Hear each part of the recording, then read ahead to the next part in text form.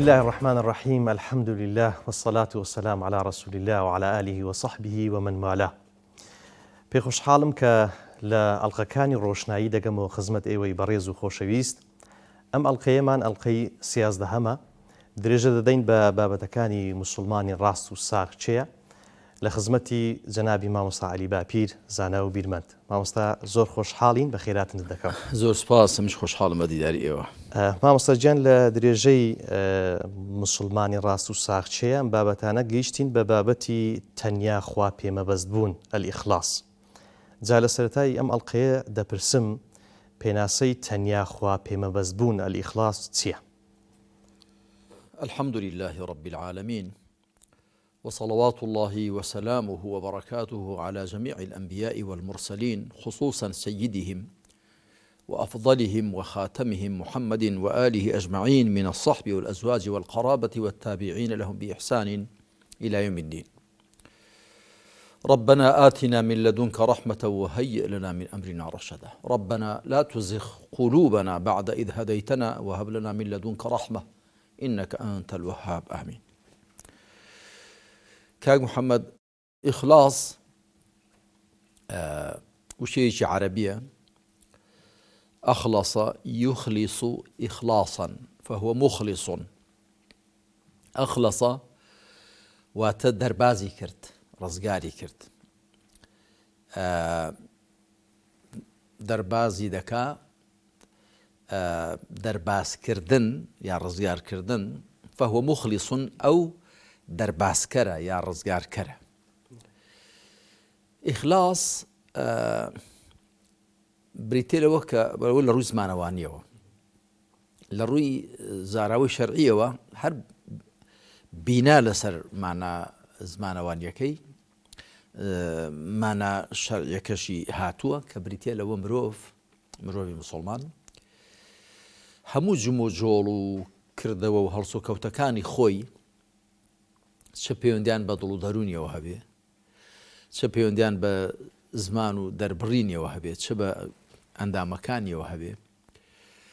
چه لە چوارچێوەی خۆیدا، چه لە چوارچێوەی ماڵ و خێزاندا، چه لە چوارچێوەی کۆمەلگادا، چه لە چوارچێوەی دەوڵەت و قەواری سیاسیدا، هەموو هەڵسۆکەوتەکانی خۆی چه ڕواڵەتی و بێندراو بن، چه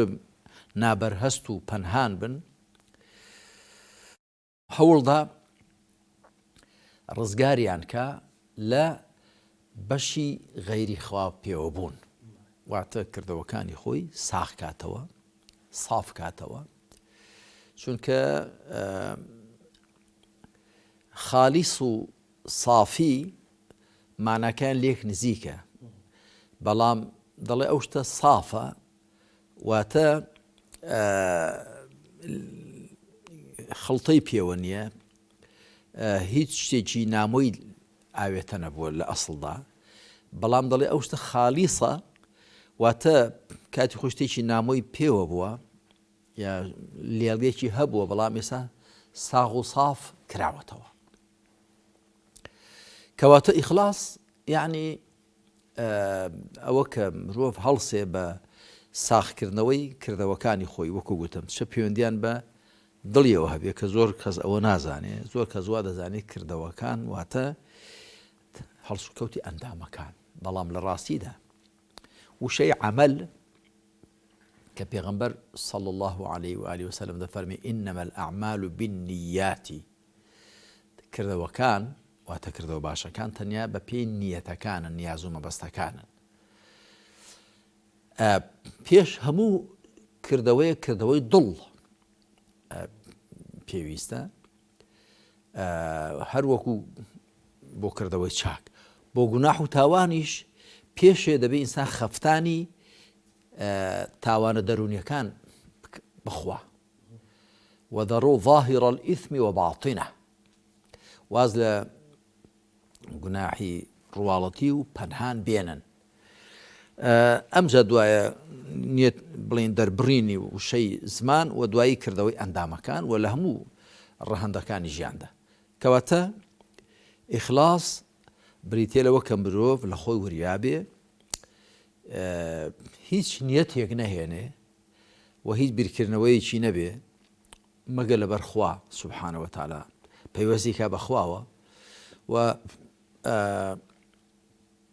هیچ قسەیەک نەکا هیچ کردەوە زموزۆڵێکی نەبێ مەگەر نیەتی خوای لێبێنێ و بەشی غەیری خوای تێکەڵ و ئاوێتە نەبێ. باش مامۆستا دەگونجێ بابای مسلمان لە پەرستشەکانیشدا تەنیا خوای پێمەبەست نەبێ بۆ من هەندێک پەرستش هەیە ئەمە واجبە لەسەر مسلمان دەکرێت یعنی ئەوەی تەنیا پێخوا مەبەست نەبێ ینی کەسێک بپرسێ من نوێژ دەکەم ئەی ئەوە بۆ شوێ بۆ خوایە لەوەدا بەشی نەفس و بەشی ڕیایی تێدا چۆنە؟ گومانی تێدا نیە مرۆڤ هەمیشە شەیطان لەگەڵی خەریکە و دەروونەکەی خۆشی وەکو چۆن ئامادەی هەیە ئیلهام و خوڕپەی فریشتەکان وەربگرێ کە فریشتەکان هەمیشە خوڕپەی باشی بۆ دەکەن ئیلهامی باشی بۆ دەکەن هانی دەدەن بۆ چاکە بە هەمان شێو ئەو دەروونەی مرۆڤ ئامادەیشی هەیە کە خوتخوتە و دنەدانی شەیطانەکانیش وەربگرێ هەر بۆیش مرۆڤ ئەرکێکی پێست پێردراوە کە بە هەموو گردون نەس پێردراوە إنا عرضنا الأمانة على السماوات والأرض والجبال فأبين أن يحملنها وأشفقن منها وحملها الإنسان إنه كان ظلوما جهولا ئێمە ڕاستپاردەی خۆمان ڕانواند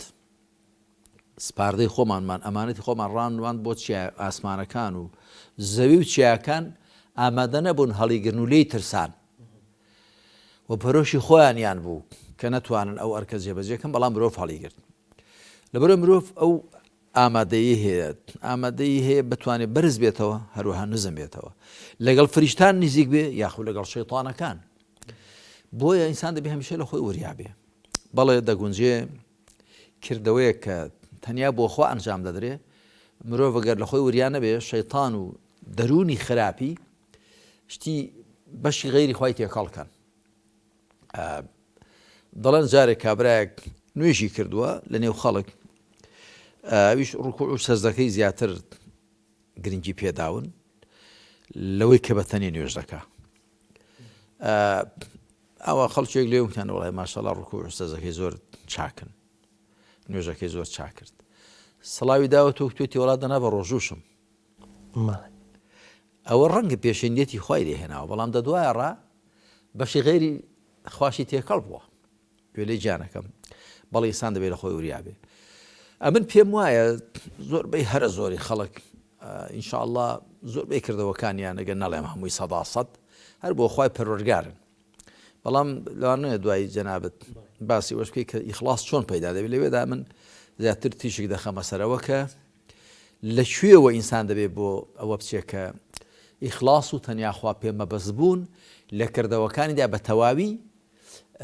دەستە بەرکە بەڵێ کەواتە دێنە سەر بابەتی گرنگی و گەورەی تەنیا خوا پێمەبەست بوون چییە؟ بەڵێ بەبێ خوا پێمەبەست بوون کردەوەکان وەرناگیرن یا بە تەواوی وەرناگیرێن ئەبوو حامیدی غەزالی ڕەزا و ڕەحمەتی خوای لێبێ کە بەڕاستی دەروونناسێکی ئیسلامی زۆر زەبردەست و بەتوانا بووە لەبەر زۆر لەگەڵ خۆیدا خەریک بووە کاتی خۆی بەڕێوەبەری قوتابخانەی نیظامیە بووە لە بەغدا کە ئەو کاتە ناودارترین قوتابخانەی زانستە شەرعیەکان بووە بەڵام لە دەوری تەمەنی 35 36 37 ساڵی ئەوانە دەڵێت تەماشام کرد بەڵێ من مدیری بەڕێوەبەری ئەو قوتابخانەیەم و زۆر قوتابخانەیەکی ناودار و ئەوانە بەڵام تەماشام کرد کەمی لە کردەوەکان کەمیان بۆ خوان بەشی نەفس و شەیطان و ئەویان زۆر تێکەڵا ڕاجعی خۆی دەکاتەوە دەڵێ ساڵێک هەر لەوەدا بووم کە واز نێنم کردەوەکانم بۆ خوانین و تەماشام کرد کە دەچینەوە خزمەت خوا ئەگەر بۆ خوانە بێ کردەوەکانت وەرناگیرین دەبێ بە سەپانی پوشێ سەپانی پوشێ دەزانی یعنی چی کاک محەممەد کابرا کە درەو دەکا یان دەغڵێکی دەغڵودانێک ڕەنێ و دێنێ ئەگەر دوای هیچ دانی تێدا نەبێ هەر پوش بێت دەڵم بوو بە سەپانی پوشێ جا گرنگی ئیخلاص لەوە ئەبوو حامیدی غەزالی دوایی دەچێت بۆ شام دەوری 10 ساڵ لەوێ دەبێ دەچێتە حاڵەتی گۆشەنشینیەوە. من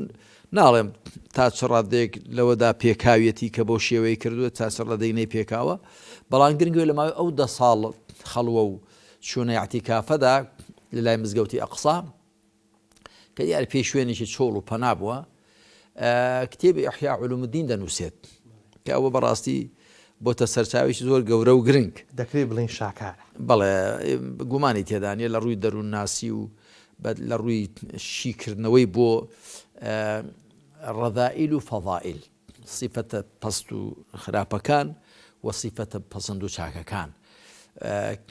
زۆر جوان ئەوەشی دەکاتەوە. یا مەسەن بۆ وێنەوە کە باسی ڕۆژوگرتن دەکات، باسی نوێشکردن، باسی قورئان خوێندن، باسی حەج و عومرە، باسی کردەوە چاکەکان دەکات.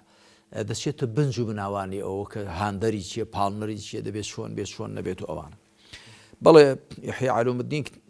سەرچاوەی فەرموودە نییە و ئەبوو حامید غەزالی ڕەحمەتی خوای لێبێ دیارە لە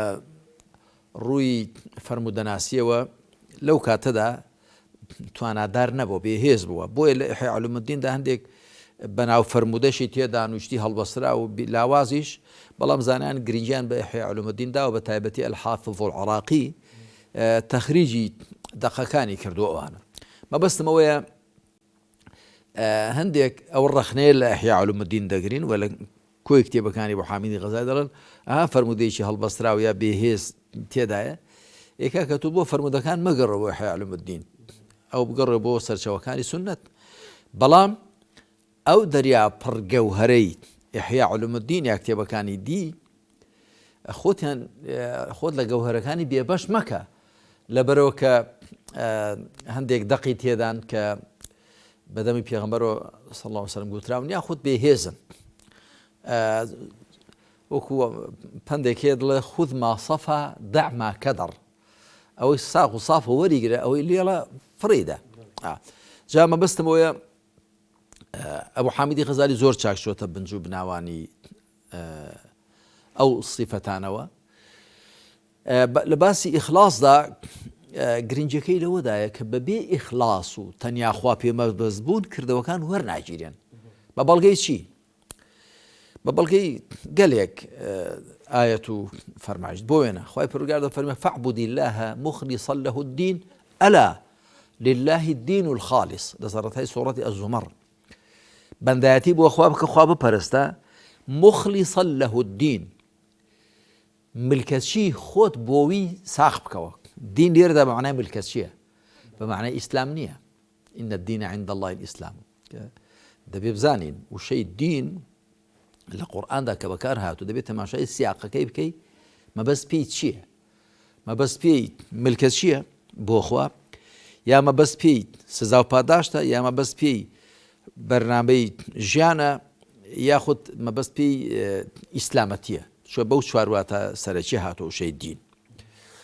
لێرەدا مخلصا له الدین واتە ملکەتچی خۆت بۆ خوا ساخکەوە، واتە بەشی جگە لە خوای پێوە مەهێڵە، باخڵتەی پێوە نەبێت. ئەلا لله الدین الخالص. ئەلا لە زمانی عەرەبیدا دەڵێ ئامرازی ئاگادارکردنەوەیە، ئەدات و تەنبیه، ئاگادار بن، وریابە. ملکەتچی ساغ بۆ خوایە،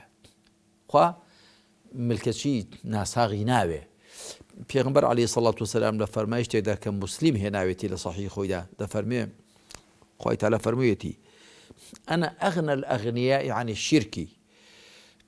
من عمل عملا أشرك فيه غيري تركته وشركه. خوا دەفەرمێن دەوڵەمەندترین و بێنیازترینی دەوڵەمەندانم لە هاوبەشی، هەر کەسێک کردەوەیەک ئەنجامدا بۆ من بجگە لە منی تێدا بەشدارکە، من بەشەکەی خۆشم ناوێت، دەیدەم بەو کەسەی کە بۆی ئەنجام داوە.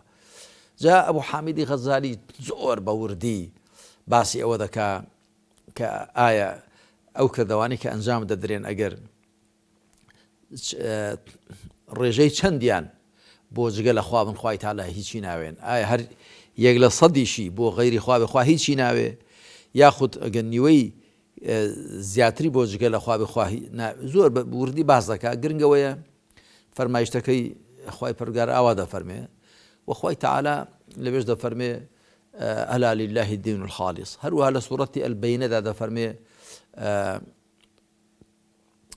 وما أمروا إلا ليعبدوا الله مخلصين له الدين حنفاء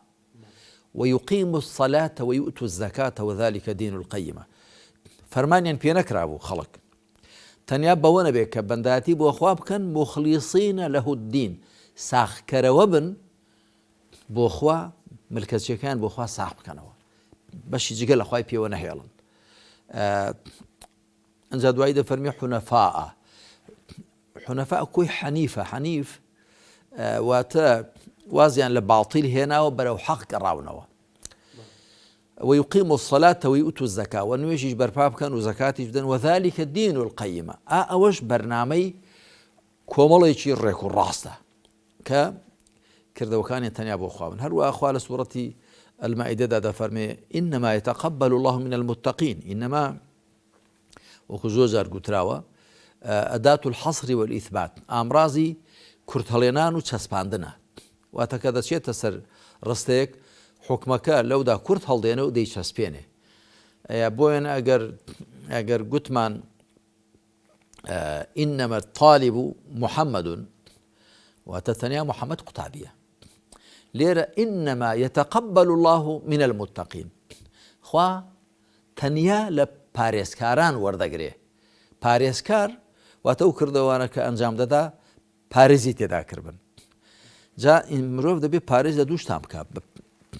بشوي سرچي يكم او كردو كأنجامي دادا بشي غيري خواي بيوانا بيت شرك الرياي تيكالنا بو بي يك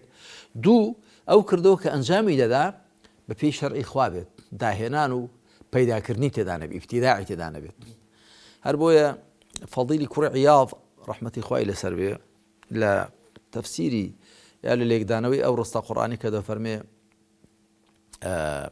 ليبلوكم أيكم أحسن عملا لسورة ملك دا تاكو خوا تاقيت هم كاتو كامتان كرده وكي باشتره دلا أي أخلصه وأصوبه كامتان كرده وكي خالصتر صوابتره خالص أوي بشي جگل خواي بيوانا بيه صوابش أوي كا ببي شرعي خوا بيه داهنان و پیدا كرني تيو دانا بيه كواتا گرنجي و بايخي إخلاص لو دا كا ببي أوا مروف لكردوكاني بهرمند نابي خواي پرگار لي ورناگره بله كالير دا بيسواني حنف و جنفت باس كردوكا بله وتد حنفا بله جنفا بله يعني لحق لا إذا برونا حق كبيسواني يكتر حنفا واتلنا حق هاتو برو حق وازي لباطل هنا هات كلا القرآن دا بكو هاتوا بله حنفا بتاچي شاتوا حنيفا مسلما ما بس متن لسياقي أم آياته بله ئێستا بابەتە گرنگەکە بابایەکی مسلمان کەسێک بپرسێت چۆن بەم ئیخلاسە بەم تەنیا خوا پێمەبەست بوونە بگەم بەڵێ وڵی کاکە محەممەد من هەم لە ئەنجامی متاڵای زۆرم بۆ کتێبەکانی تەزکیەی نەفس کە کتێبی ڕێگای ساڵح بوون بەرە خواچوون لە ئەنجامی ئەوەدا هەم متاڵا و هەم ئەزمموی خۆم کردایی خۆم و کتێبی گیانی ژیان و کتێبی گەڕانەوە بۆ لای خوا چەند شتێکم لەو بارەوە بەرهەم هێناون هەروە لە مەوسوعە عەرەبیەکەمدا ئیسلام و کەما یەتەجەلا فی کتابی الله لەوێشدا باسم کردو لە کۆمەڵە کتێبی دیکەشدا ئەمن بەڕاستی بۆم دەرکەوتووە کە جارێ بەبێ ئەو ئیخلاس و تەنیا خوا پێمەبەست بوونە مرۆڤ ماندووبوونەکەی بە هەدەر دەچێت ڕەنج بە خەسار دەبێت ڕەنج بە خاڵی دەست پێکە دەبێت لەوێەوە بە ساغی بیهێنی جا من هەرخوا بەندە ناسە و دەبێت ئینسان هەمیشە گومانی چاشی بە خەڵک بەرێ بەڵام بەڕاستی گوێ لە وتاری زۆر وتار بێژان دەگرم هەندێک لە وتار بێژانی کە وتار دەدەن و ئامۆژگاری خەڵک دەکەن کە سەرنجیان دەدەم جارێ پێشەوەی لە ژیان و هەڵس و کەوتەکانیەوە ڕامێنم هەر سەرنجی تعبیر و قسەکانی دەدەم جۆرێک لە هەوای نەفس و خۆ هەڵکێشان و خۆ پێزانابوون و خۆ پێچاکبوون و خەڵک پێ گوناحبار بوون و ئەوەی تێدا دەخوێنەوە بە تایبەتی ئەوانەی زۆر سوێن دەخۆن زۆر سوێن دەخۆن و زۆر خەڵک تاوانبار و خەتابار دەکەن و لە لابەلای قسانیان حاڵی دەبی خۆی زۆر پێچاکە و خەڵکی زۆر پێ خراپە. پێی وایە کە چۆتە سەر مینبەرێ شوێنەکەی لە هەموو خەڵکەکەی بڵینترە وارزانێت لە هەمویان لەخوا نزیکترە. جا ئەوە بۆ ئەوانە و بۆ هەموو خەڵکی دیکەش چونکە من پێم وایە خەڵکی کە ناسراوە خەڵکی بە دەورەوەیە خەڵق قسەی لێ وەردەگرێ قەڵەباڵغی بە دەورەوەی ئەوانە زیاتر تووشی ڕیابازی ئەوە دەبن. کابرایەکی عەوام بە بۆچوونی من کابرایەکی عەوام کەمتر وایە توش بێت چوە زۆر دەربەستیەوەی خەڵک چی پێ دەڵێ و خەڵک بە دەوریەوە دەبێت لێی دەئاڵێ لێی نائاڵێ دەپڕژێن کۆ دەبنەوە ئەسڵان بۆ خۆی نوێژی خۆی دەکا و ڕۆژی خۆی دەگرێت عیبادەتی خۆی دەکا. بەڵانە من خەڵکم پێشک دێ کە زۆر لەو قسانەی دەکار بۆ خەڵکە کە تۆ سەرنج دێ ژیانەکەی سەرنج دێ هەڵش و کەوتەکانی لە ژیانی تایبەتی ورد بێەوە تەماشا دەکەی زۆر لەو قسانەی دایانکە و خۆی کاریان پێ ناکە. وەکو دەڵێن جارێک وتار بێژێک وتاری دابوو ئەو ئایەتە مبارەکەی خوێنبەوە لەن تەنالوا البر حتى تنفقوا مما تحبون وما تنفقوا من شيء فإن الله به عليم. دوایی خێزانێکی گوێی لێ دەبێ ئەویش قاتێکی جوانی دەبێت ئەو مامۆستایە دەڵێ وەڵاهی بە پێی وتاری مامۆستا بێ بە ئەو قاتە هەژارێکی لەو کاتە دەبێت دادێ ڕوو و ڕەجاڵ دەبێت قاتەکەی مامۆستای دەداتێ ئەویش دێت تۆ دەڵێ ئافرەت قاتەکەم بۆ بێنە دەڵێ بۆچی دەڵێ خۆم سازەکەم بۆ سەفەرێکم هەیە ئەویش دەڵێ وەڵا قاتەکە گوێم لە وتارەکەی تۆ بوو کە ناگەنە پلەی چاکە کاری تاکو لەوەی زۆرتان خۆش دەوێ نەیبەخشن ئەمەش ئەو قاتە زۆر خۆش دەوێت قاتێکی زۆر چاک و جوان وەڵا دام بە هەژارێک ئەویش دەڵێ ئافرەت خۆ لەگەڵ خۆمانم نەبوو ئەوەر بۆ خەڵکیم بوو. بڕوات بێ ئەوە گێڕدراوەتەوە بەڵام زۆر کەس بەکردەوە وایە بۆ خەڵک باسی شەو نوێژ دەکا نیەتی بۆ خەڵک باسی ڕۆژی سونەت دەکا نیەتی بۆ خەڵک باسی خاکی بوون دەکا تەواضوع خۆ بەکەمگری بۆ خۆی فەقیرە فرعونێک لە هەناویدا هەیە کەسێک پێ بڵێ ئەرێ مامۆستا ئەو شتە دوا بوو وا نەبوو زۆر قەڵس دەبێت. یعنی من جاری هەبوو بە کابرا پێم گوتوە کاکە لە خوێندنی فاتحەتدا ئەو شێ ئەو پیتەوان نییە هەرەوەندە بوو بەڵێ باشە باش مزانی شتێکی زۆر گەورەیە جا بۆ کەمە مەبەستمەوەی ینی ئیخلاس چۆن پەیدا دەبێت چۆن پەیدەگەی زۆر گرنگە بەڵا ئیخلاس کاکە محەممەد پێم وایە بە ئیمانی چاک ئیخلاسی باش پەیدا دەبێت. یعنی کە تۆ بەڕاستی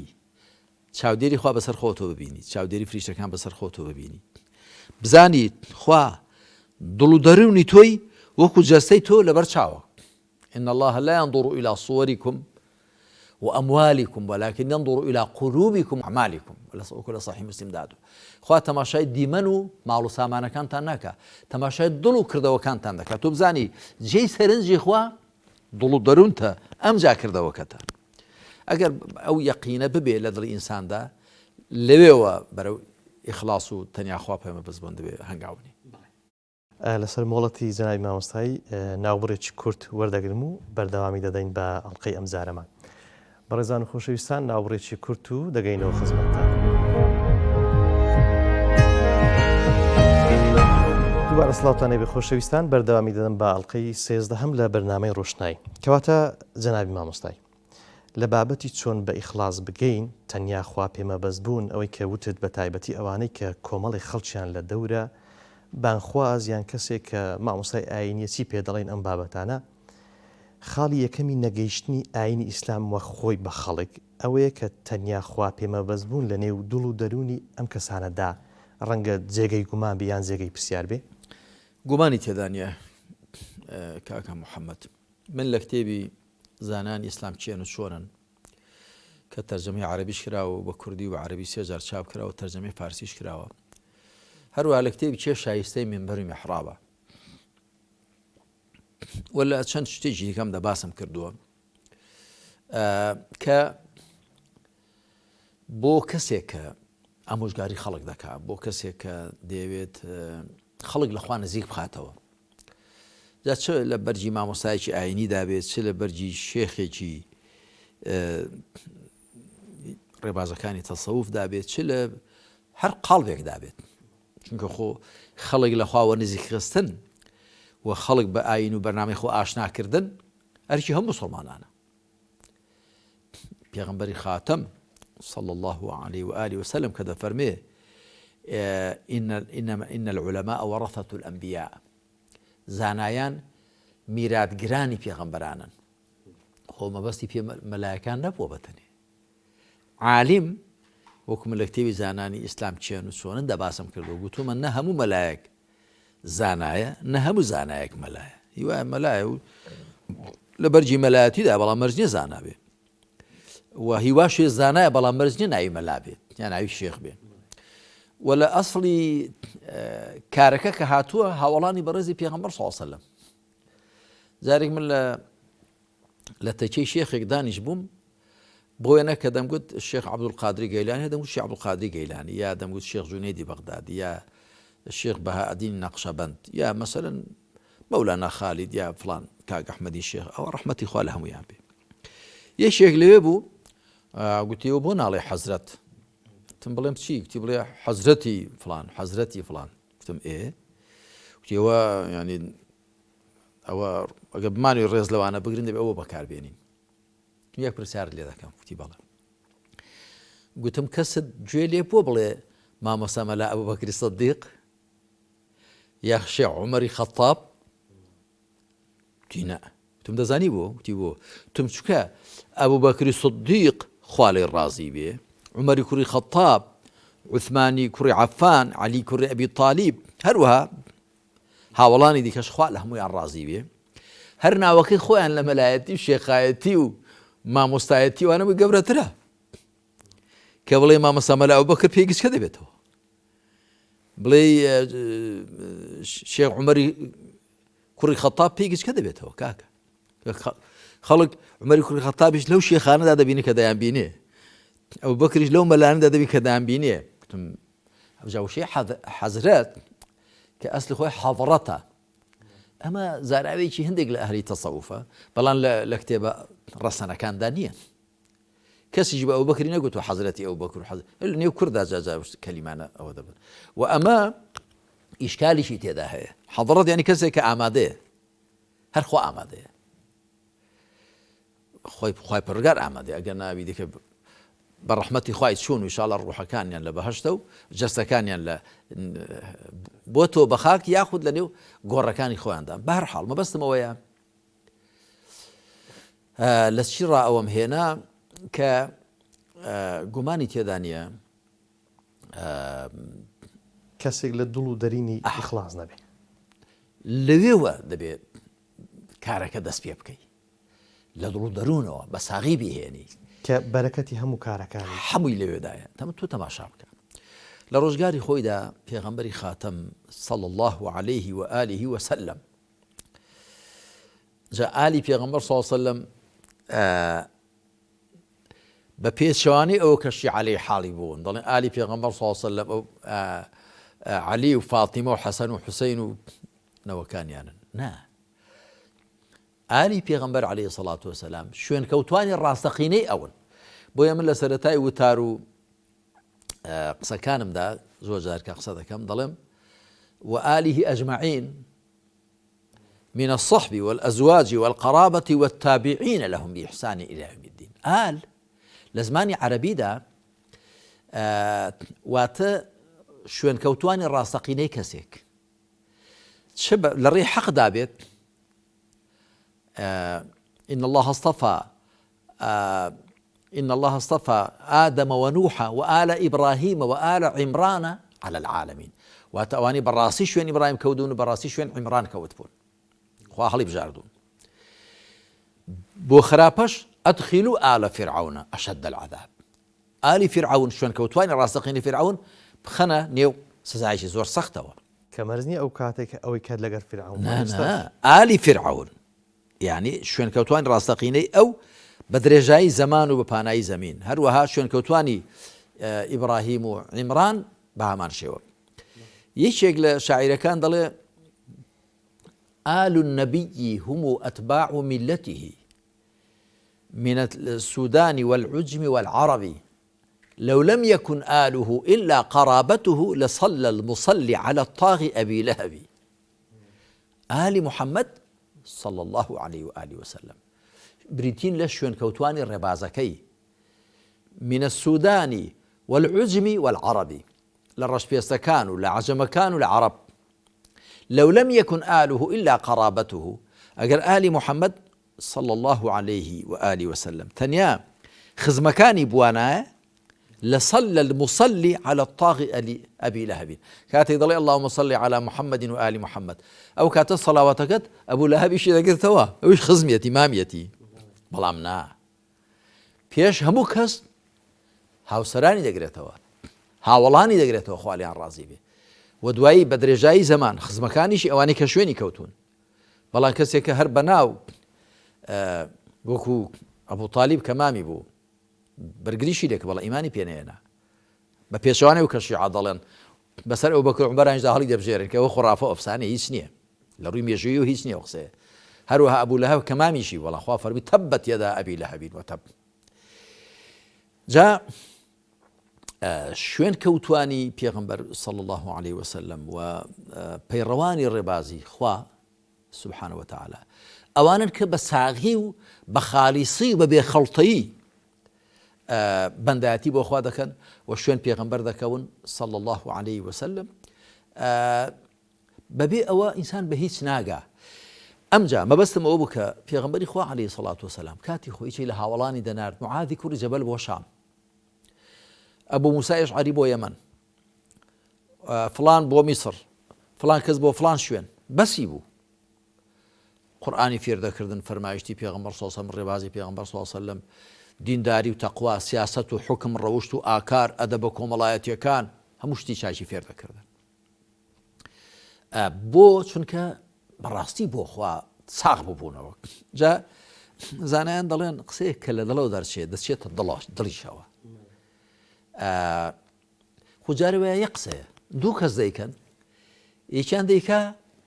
زۆر چاک جێ دەگرێت ئەوی دیکە دەیکا هیچ نییە کە هەمان شتیشە هەمان شتیشە خۆ فیشە هەریە فیشەکە تفەنگچیەک بیهاوێ تفەنگچی کابرای بۆی دەیگێڕامە گوتی ئەندێ خەڵک هاتبوون میوانمان بوون کابرا تفەنگچیەکی باش بوو پیاوێکی ڕێز عەشیرەتیش بوو وتێویش وتیان با نیشانەدا بکەین وەختی خۆی نیشانەشکاندن هەبووانە توی نیشانەیەکیاندا کرد و وتی وەڵا تیان دەگەر دیارە تۆزێک دوور بووە وتی بەو لای دەکەوت بەو لای دەکەوت سەری دەکرد کورتی دەکرد پێ نەکەوت وتیان دێت تۆش بۆ شانسی خۆت تاقی ناکەیەوە وتی منیش گوتم تفەنگەکەم بۆ بێنن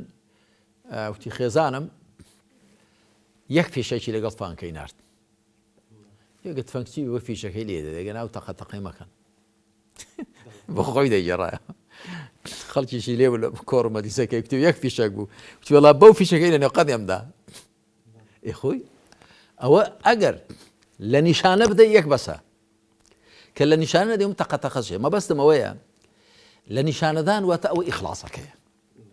ئەوە تاوان وێنەیە کە دەهێنرێتەوە ئەگەر نا ئەوەی کە ئیخلاصی نیە وەکوێ زۆر تەقە بکە بەڵام هیچی بە نیشانە ناکەوێت بۆیە خوا دەفەرمێ ئینەما یەتەقەبەل الله من المتقین بە دڵنیایی خوا تەنیا لە پارێزکاران و وەردەگرێت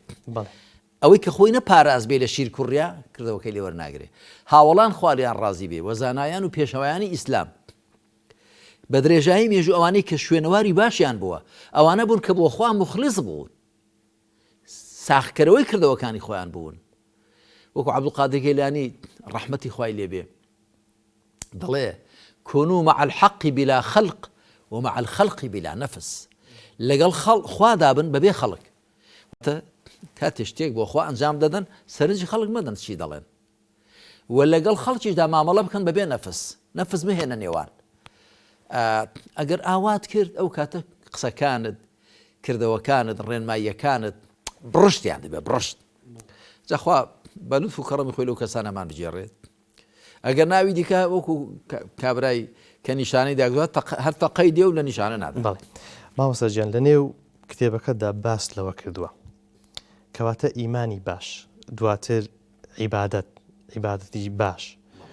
واتر مثلا تەقوا و تەزکیە. اینجا دێ سەر بابەتی ئەوەی کە ئەوە دەکری بڵێن زنجیرەیەکی بەیەک بەستراوە اینجا دەگاتە کەەوە ئیخلاسیەتی تێدایە. گومانی تێدانە بەڵام بۆ زانیاری جەنابەت خۆ تۆ کە قسە دەکەی هەدەبێت ڕیزبەندیەکی بۆ دابنی ئەگەر نامەرج نییە ئیخلاص لە کۆتایی هەمووانەوە بێت لە یەکەمین هەنگاوە دەگونجێت تۆ مخلیص بی گوێ لێ گیانەکەم هەر لە ئیمان هێنانەکەتدا یعنی مخلیص بی خوایە ئەمن دەمێ باشە تۆ بناسم خوایە دەمێ بەندایەتیی چاکت بۆ بکەم خوایە دەمێ زۆر لە تۆ نزیک بم خوایە هیدایەتمدا وام لێ بکە کردەوەکانم تەنیا بۆ تۆ بن هەر لە سەرەتاوە بەڵام کە تۆ لە سەرەت باز دەکەی گومانی تێدانی هەموو سیفەتە بەرز و پەسەندەکان سەرچاوەکەیان ئیمانە الئیمان ينبوع الفضائل سەرچاوەی هەموو سیفەتە پەسەندەکانە هەروەکو الكفر یا النفاق ينبوع الرذائل هەموو سیفەتە خراپەکان لە کوفر و نیفاقەوە دێن واتە بە ڕیزبەندی لۆژیکی کێمە قسە دەکەین دەڵێ ئیمان ئەمجا ئەگەر ئیمانتە بخوا پەرستیت دەبێ خواپەرستیت هەبوو تەقوات تێدا دێتە دی نەفست پاک و چاک دەبێ و لە ئەنجامی ئەوەدا ئیخلاصت بۆ پەیدا دەبێ بەڵام مەرجنی ئیخلاص بکەوێتە دوایانەوە بەڵێ بەڵام ناکرێ کەسێک بڵێ ئیمانێکی باشی هەیە و عیبادەتێکی چاک دەکات و تەخوای هەیە بەڵام ئیخلاسیەتی سەتاسەتی تێدانێ یان ڕێژەیەکی بەرزی هەرگیز وانە هەر ئیمانی باشت بوو بە ئەندازە ئیمانەکەت ئیخلاصت دەبێت بە ئەندازە ئیمانەکەت خواپەرستیت دەبێ و بە ئەندازەی ئەوەش تەقوات تێدا دێتە دی و بە ئەندازەیەوە نەفست پاک و چاک دەبێ نەفست پاک و چاک دەبێ واتە نەفست پاک دەکرێتەوە لە ڕیا و لە شرک و لە نیفاق و لە مخەنەتی و لە دووڕووی نەفست پاک دەبێتەوە لەوە خۆی شرک و ڕیا خەڵتەیە خوا پێم بەبەست بوون کاکڵەکەیە جاوە لە کتێبەکەشدا نووسیومە شیعرێکی فارسی هەیە زۆر جوانە دەڵێ عیبادەت بە ئیخلاصی نیەت نیکوست وەگەرنە چه ئاەت زبی مەغزی پوست ئەگەر جوز بە حەق میرەوەت جادات دەراتەش فشانن سەجادات دەڵێت خواپەرستی بەنیەتی ساغەوە باشە ئەگەر نا توێکڵی بێ کاکەڵ چیت تێدایە هیچ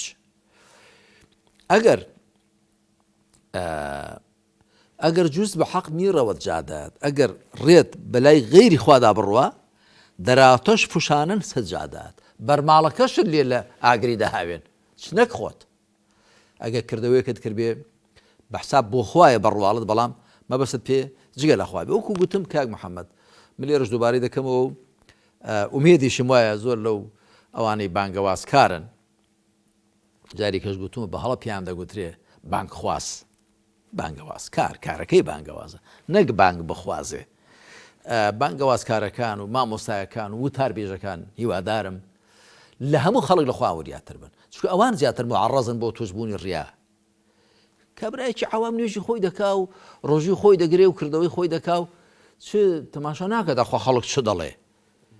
و تەماشا ناکە داخوا چەندی قەڵە باڵغی بەدەورەوەیە و خەڵکەکە داخوا مەدحی دەکەن یا زەمی دەکەن خەڵکەکە لێ ڕازی دەبن یا لێی تۆڕە دەبن تەماشای ناکە داخوا دەسەڵات چ دەڵێ گوێ لێ گیانەکەم بۆیە ئەوانە زیاتر دەبێت لە خۆ وریابن